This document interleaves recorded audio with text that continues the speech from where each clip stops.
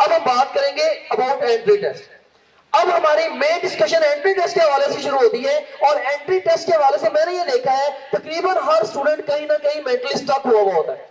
हर student के पास कई सारे मेंटल ब्लॉक्स होते हैं। अगर स्टूडेंट जस्ट उन मेंटल ब्लॉक्स को क्लियर कर ले तो स्टूडेंट एंट्री टेस्ट में परफॉर्म कर जाता है।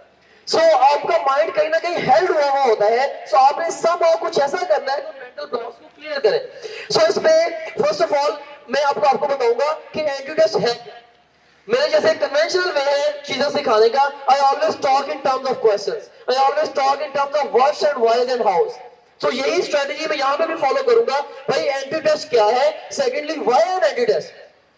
किसी प्रोफेशनल इंस्टीट्यूट में दाखिला देने से पहले वो एंट्री टेस्ट आपसे लेते क्यों है, and thirdly how entry test is different from FSC, ये एफएससी से कैसे मुख्तलिफ है, and fourthly entry test is easy और डिफिकल्ट। एंट्री टेस्ट आसान इम्तिहान है, मुश्किल इम्तिहान है, हम इसके ऊपर थोड़ी सी बात करेंगे।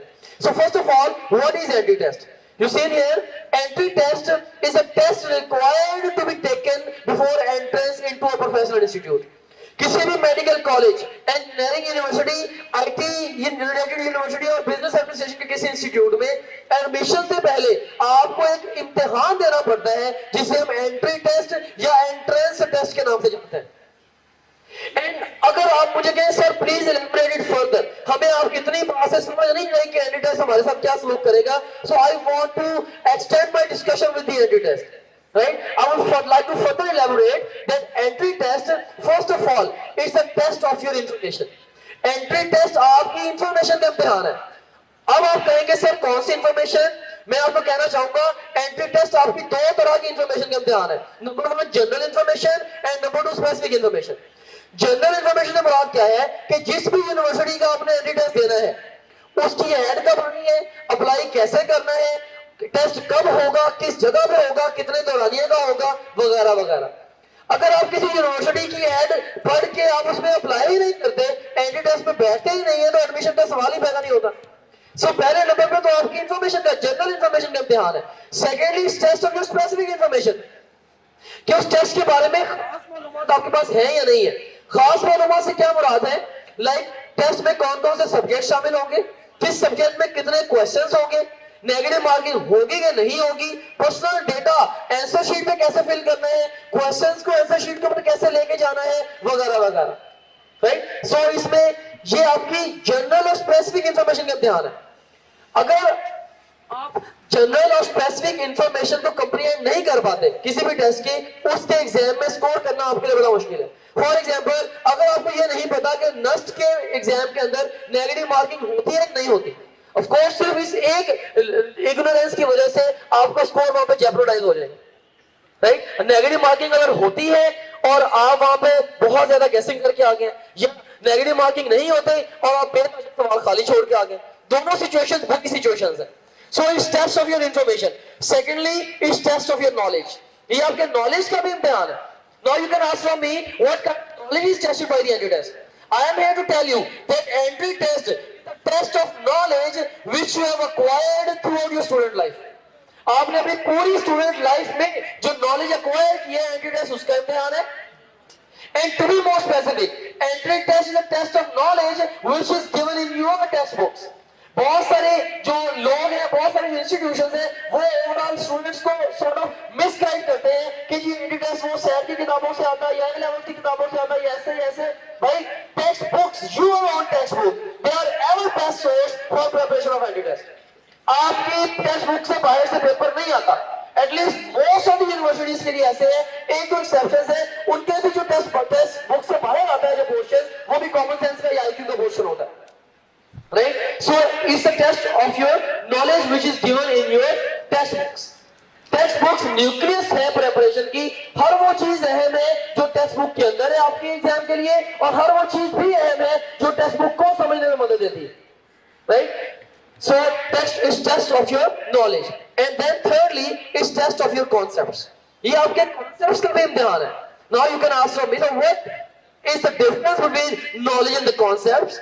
I'm here to tell you that concept is a superlative degree. It's the best degree of knowledge. ये नॉलेज का बेहतरीन दर्जा है। एग्जाम में आपको कमांड दी जाती है, pick the single best answer. मतलब कई दफा एक से ज्यादा राइट ऑप्शंस होते हैं, लेकिन आपने बेहतरीन का इंतखाब करना होता है, और उसके लिए क्राइटेरिया क्या है? Best answer would be the one which is conceptual. So आपने टेक्स्ट बुक्स को ही पढ़ना है, कॉन्सेप्चुअली पढ़ना है। बल्कि पढ़ना टेक्स्ट बुक्स को ही है, क्योंकि I have met several examiners, मैं ऐसे एग्जामिनर से मिला हूं जो कि एंट्री टेस्ट के लिए क्वेश्चन राइट करते हैं, वो द क्वेश्चन राइटर्स। और उनसे मैं हमेशा एक ही क्वेश्चन पूछता था, जिसका कभी मुझे पता चलता या मेरी कभी इंटरेक्शन होता, मैं कहता था कि आपको यूनिवर्सिटी क्या गाइडलाइंस देती है सवाल कैसे बनाए।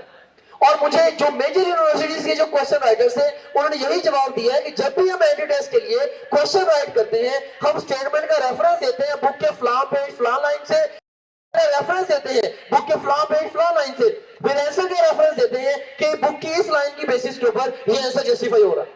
इस हद तक आपका जो एंट्री टेस्ट है वो टेक्स्ट बुक के ऊपर फोकस है। इवन एक ऑप्शन तक वो बुक से बाहर नहीं ले जाते, right? So it's test of your knowledge which is given in your textbooks, and it's the test of your concepts which are again delivered in your textbooks. And fourthly, it's the test of your speed. ये आपकी रफ्तार का भी इम्तिहान है। How? मैंने दो तरह के स्टूडेंट्स देखे हैं जिनकी इंफॉर्मेशन, नॉलेज और कॉन्सेप्ट्स अप टू डेट है, एग्जाम में स्कोर नहीं आया। क्यों? दो रीजंस हैं। एक तो पहले तो स्टूडेंट ऐसे होते हैं जो कि बहुत स्लो एग्जाम को अटेम्प्ट करते हैं, राइट? लाइक क्वेश्चन फिजिक्स का सेक्शन अटेम्प्ट कर रहे हैं, क्वेश्चन नंबर 4 और 9 और 13, और वो न्यूमेरिकल से उनके ऊपर लगे रहे और जस्ट ये सोचते रहे बस जवाब निकलने ही वाला है। इस चक्कर के अंदर एक क्वेश्चन में उन्होंने क्या किया, एक क्वेश्चन के ऊपर उन्होंने 5-7 मिनट लगा दिए।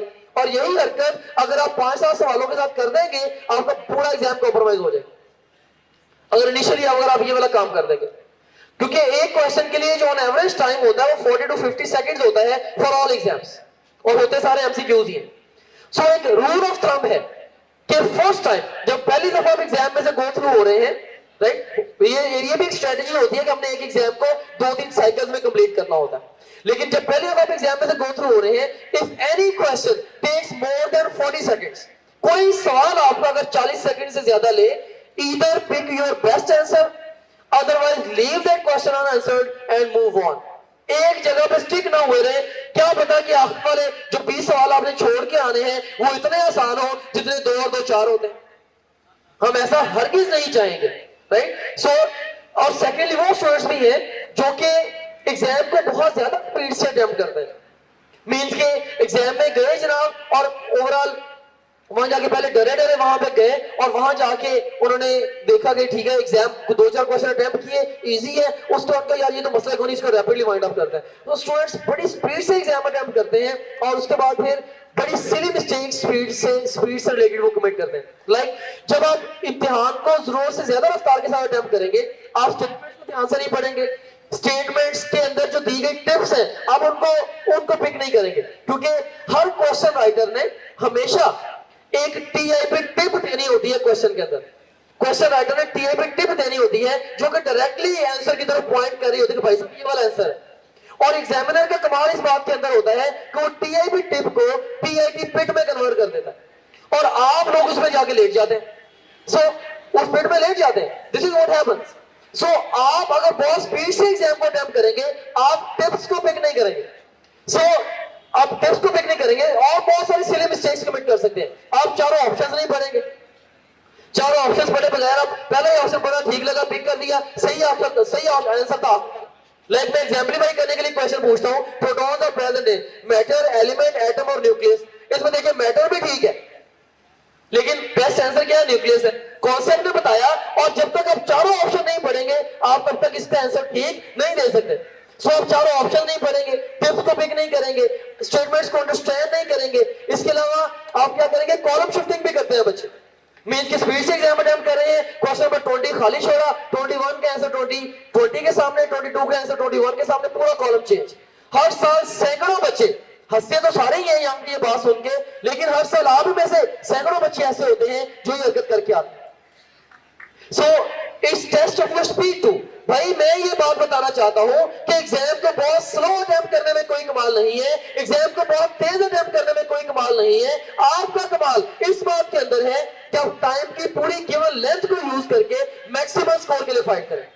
आपका कमाल इस बात के अंदर है। उसके लिए टाइम मैनेज करना सीखे एग्जाम के ऊपर। अगर मैंने यहां से लाहौर जाना है अगले 4 घंटे के अंदर, मुझे how is the idea of driving my car towards Lahore at the speed of 35 kilometre per hour? क्या मैं 4 घंटे में पहुंच जाऊंगा? No way. और how is the idea of driving my car towards Lahore at speed of 165 kilometre per hour? It's a good idea और bad idea? It's a bad idea. No, it's not a bad idea, it's a very bad idea, it's a terrible idea. ये terrible idea है भाई। बात ये है कि आप 100, 120 ये इसके ऊपर अपनी स्पीड को पेश करें और एंड टाइम पे वहां पे पहुंचे, सेफली पहुंचे। अगर आप इतनी हाई स्पीड में जाएंगे, गॉड फॉरबिड एक्सीडेंट हो सकता है। यही सूरत हाल एग्जाम में भी है। उसके बाद फिर entry test, test of your intelligence और आईक्यू। ये आपकी इंटेलिजेंस का या आपके आईक्यू का भी इम्तिहान है कि कितना इंटेलिजेंटली आप उसके साथ प्ले करते हैं किसी डिफरेंट क्वेश्चंस के साथ। चलिए मैं यहाँ पे जस्ट एग्जाम्पलीफाई करने के लिए मैं एक क्वेश्चन पूछता हूँ आपसे। Let me ask a question from you at this point in time. इसमें जैसे मैं कहता हूँ choose a single best statement regarding vectors. Statement है choose single best statement regarding vectors. इसमें ए ऑप्शन है vectors can never be added and subtracted by simple arithmetic means. B option है vectors can always be added and subtracted by simple arithmetic means. C option है vectors can usually be added and subtracted by simple arithmetic means. और D option है vectors can sometimes be added and subtracted by simple arithmetic means. So who do you think what is the best answer to this question? जी students कहते हैं ज्यादातर जो मुझे आवाज आ रही है वो एक ही आ रही है, तो मैं आपको बताना चलूं जी, होल्ड ऑन प्लीज।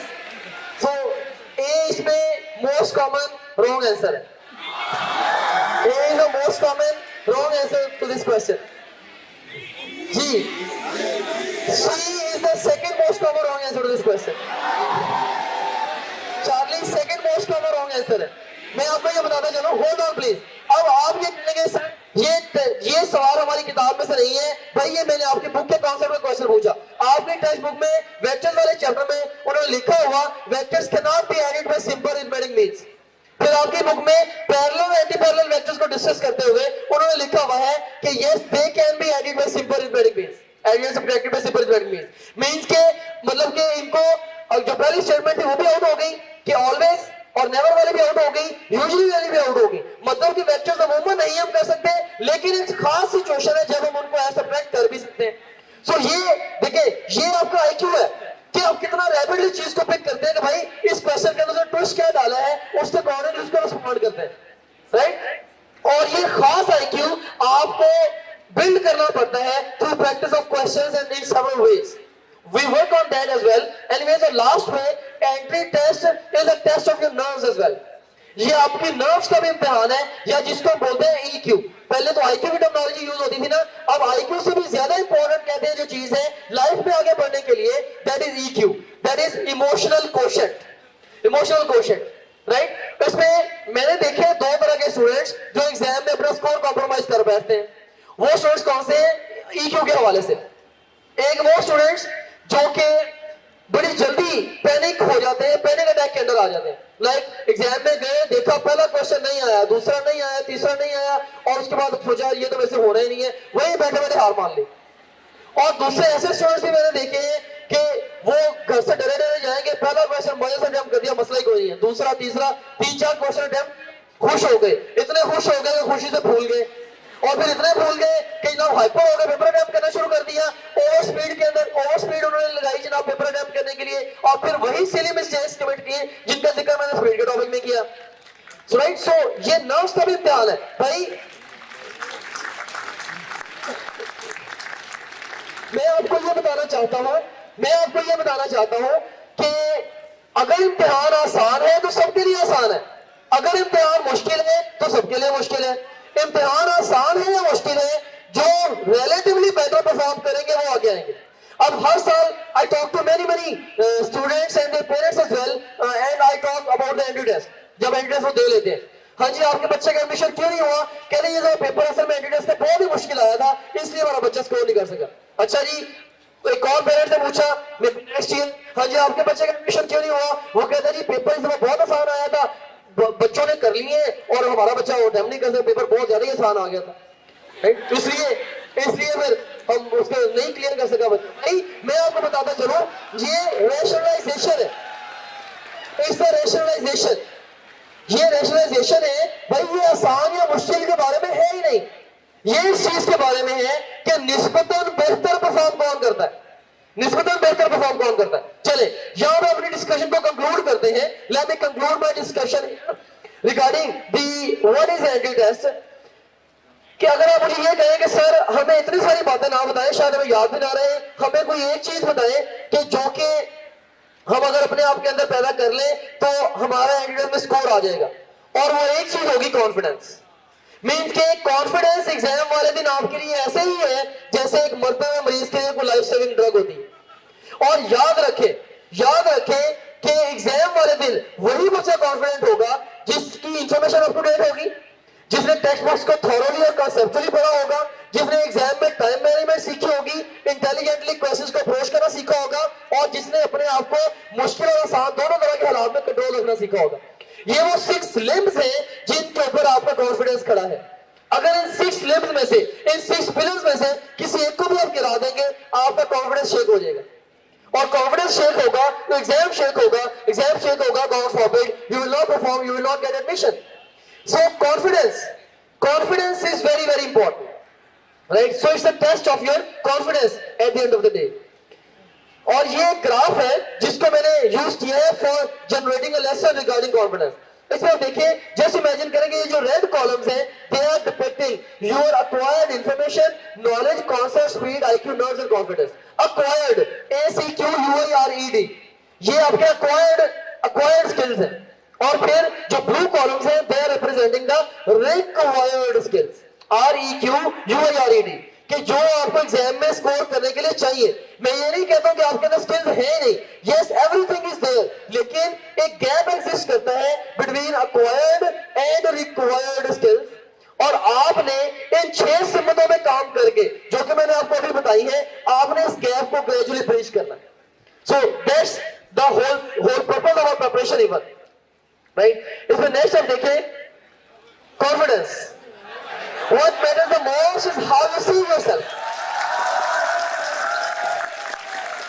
भाई अगर आप ये ख्याल करते हैं कि आप एक नालायक स्टूडेंट हैं और आप जिंदगी में कुछ नहीं कर सकते, मैं आपको लिख के दे देता हूं और कुछ नहीं कर सकते।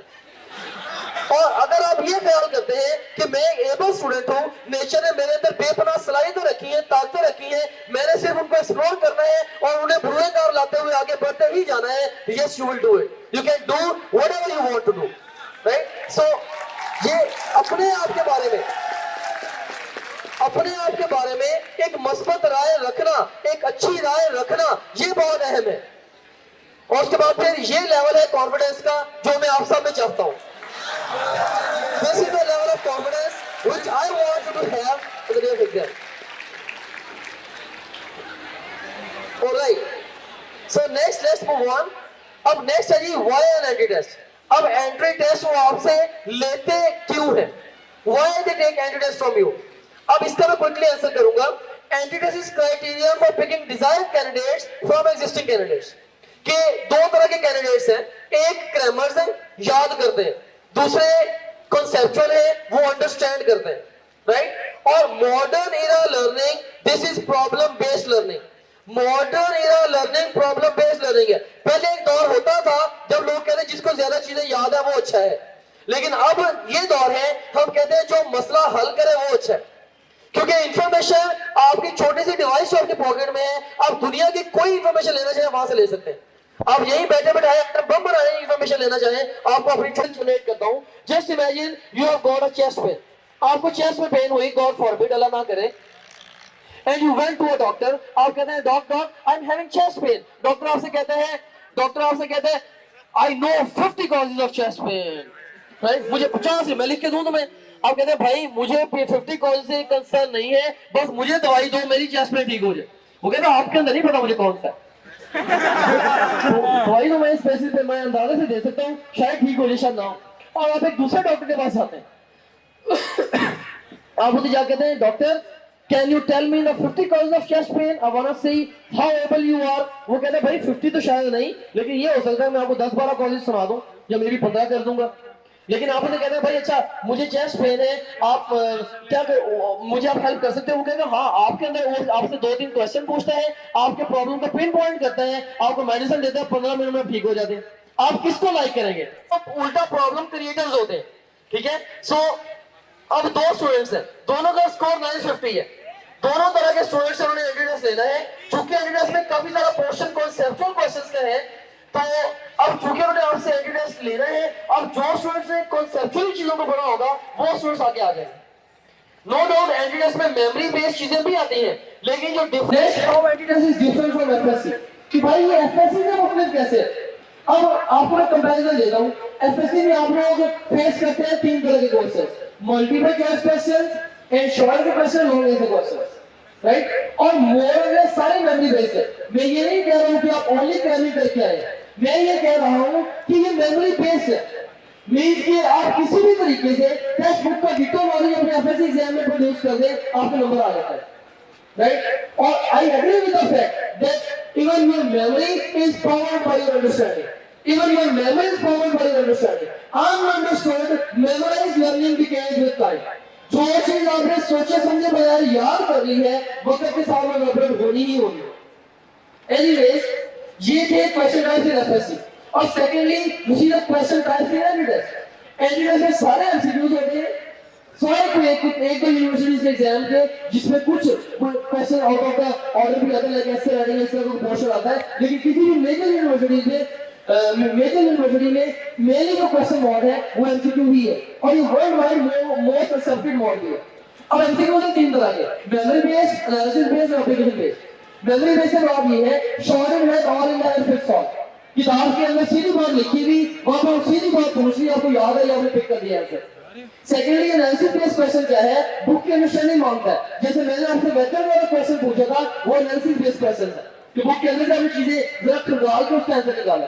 तो बात वेरी कर सकते हैं 70% मेमोरी बेस्ड, 20% एनालिसिस बेस्ड और 10% क्वेश्चंस एप्लीकेशन बेस्ड होते हैं। यानी कि ये casting vote type of questions है।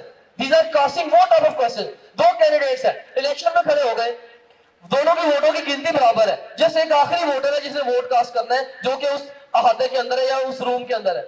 अब वो जिसको कास्ट करेगा वो सिलेक्ट है। तो ये क्वेश्चंस भी आपके लिए कास्टिंग वोट की हैसियत रखते हैं, राइट। सो इनके ऊपर भी हमें फोकस करना होगा।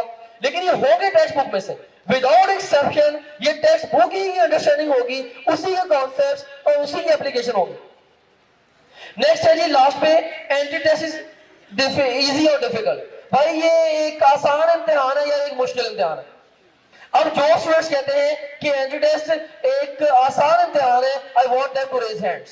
हाँ जी, हैंड्स रेज करें जो कहते हैं मसला ही कोई नहीं, आसान इम्तिहान है। चले, जो स्टूडेंट्स कहते हैं कि एंट्री टेस्ट एक मुश्किल इम्तिहान है, वो एड्रेस करें। चले, okay, thank you very much. तो मैं यहाँ पे आपको एक बड़ा क्रिटिकल एनालिसिस देता हूँ। जो लोग ये कहते हैं कि एंट्री टेस्ट एक आसान इम्तिहान है, उनके लिए ये डेटा है। आप देखिए, ये स्टूडेंट है, she had got first position in cyber board, और फर्स्ट टाइम इसने एंट्री टेस्ट दिया, इसके 70 मार्क्स है, and she couldn't make it, and then she met me, मैंने कोचिंग की और Abdullah, now she is studying in very good institute, right। लेकिन बहरहाल देखिए 1034 870 डीजीएमसी में इसका एडमिशन हुआ था, चूंकि इसके एचएसएस स्कोर बहुत ज्यादा है, लेकिन वो वहां पे उसने डिसाइड होकर ज्वाइन नहीं किया था। सेकंड टाइम बहरहाल she made it to Lahore. उसके बाद फिर देखिए ये स्टूडेंट के साथ 5 नंबर 641 1007 701 आउट ऑफ 1100, 964 726, 964 683, 964 508, 961 483, 959 486। देखिए कि कितना बड़ा डिफरेंस है। क्या इसमें दूसरी राय है कि इन बच्चों ने किताब को नहीं पढ़ा होगा, या इनकी किताब पे ग्रिप नहीं होगी, या किताब पढ़े बगैर 1034 नंबर आ जाते हैं? क्या इसमें दूसरी राय है? नहीं है। इसका मतलब यह है कि बुक पढ़ने के साथ कुछ ऐसा और भी है, ऐड करेंगे तो नंबर आएंगे। This is the point which I want to generate. अब इसको एक जो स्टूडेंट्स कहते हैं ये एक मुश्किल इम्तिहान है, उनके लिए ये डेटा है। फर्स्ट ऑफ ऑल एफएससी में मार्क्स कितने? 926। 986, 966, 1022, 940, 992, 939, 998, 915, 975, 932, 983, 931, 958, 960, 999. एंड अल्लाह की जात जानती है कि ये इनमें से एक भी फिगर फेक नहीं है. And these are all my students. ये एक्चुअल डाटा है मेरे स्टूडेंट्स का जो कि मैंने आपको प्रेजेंट किया. जस्ट फर्क कहां पे आया? फर्क यहां पे आया कि they were accurately directed. Their efforts were channelized in an appropriate direction. इनकी जो एफर्ट्स थी बिल्कुल इनके एग्जाम की तरफ इनको ले गए. ऐसा नहीं इनसे फ्रूटाइल एफर्ट या फ्रूटलेस एफर्ट नहीं करवाएगी. There was the difference. और मैं आपको यह भी बताना चलूं, एमकेट 2011 में अल्हम्दुलिल्लाह जो फर्स्ट और थर्ड पोजीशन थी, Mohammad Salman Ashraf, both of them they were my students. वो दोनों मेरे स्टूडेंट्स हैं. उनकी मैंने कोचिंग उनको दी एंड अल्हम्दुलिल्लाह they made it. Right now they are studying in King Medical University. Anyways, so next अब कुछ और आई ओपनिंग फैक्ट्स हैं. ये डेफिनेटली डेटा मेडिकल का है, क्योंकि मेडिकल में मेनली एक ही एग्जाम होता है. इंजीनियरिंग में एग्जाम्स होते हैं 10 तरह के. उनका डेटा प्रेजेंट करना अंडरस्टैंडिंग के लिए बड़ा मुश्किल सा था. तो इसके कंपेरेबल लेकिन डेटा हर यूनिवर्सिटी के लिए एग्जिस्ट करता है. इसमें देखिए 40,000 से ज्यादा स्टूडेंट्स एमकेट में 2015 में क्लियर हुए. 43,000 का काउंट बताते हैं. सेकेंडली इसमें से 6,000 बच्चे ऐसे थे जिनके मार्क्स 950 से ज्यादा थे एफएससी में. राइट. और उनमें से तकरीबन 2700 बच्चे वो क्वालिफाई नहीं कर पाए. और इसके अलावा ऐसा स्टूडेंट जिसके 1021 नंबर थे, 1020 नंबर थे, एडमिशन नहीं हुआ. और इसके मुकाबले में बहुत सारे स्टूडेंट्स ऐसे जो कि अगर आपको लिस्टर में मिल जाएंगे, अगर आप यहाँ पे इधर ही जाते हैं मुल्तान में ही, जिनका स्कोर 900 950 के दरमियान है, but they are studying in medical institutions. Right. So और उसके बाद फिर देखें कि ऐसे स्टूडेंट्स भी अगर आपको मिलेंगे जिनका स्कोर 900 से कम है. राइट. और वो भी मेडिकल कॉलेज में पहुंचे. इसका मतलब ये है कि एंट्री टेस्ट वाकई एक ऐसा इम्तिहान है जो कि किस्मतों को कई दफा बदल भी सकता है. राइट. सो ये बहुत बड़ा एक ट्विस्टिंग पॉइंट है आपकी लाइफ का. I want you to realize the importance of entry test for your career. उसके बाद अब नेक्स्ट, अब मैं बॉटम लाइन पॉइंट ये दूंगा इस सारे डिस्कशन से. जो हासिल है वो ये है कि entry test is easy. Entry test ये एक आसान इम्तिहान है if you can understand its complexity. अगर आप इसकी पेचीदगी को थोड़ा समझ सके एंड कैलिब्रेट योरसेल्फ अकॉर्डिंगली. भाई देखिए, एक है आपकी रिक्वायर्ड स्किल्स और अक्वायर्ड स्किल्स. एक गैप है between acquired and required skills. Acquired को रिक्वायर्ड लेवल पे ले आए, आपका स्कोर एंट्री टेस्ट पे आ जाएगा.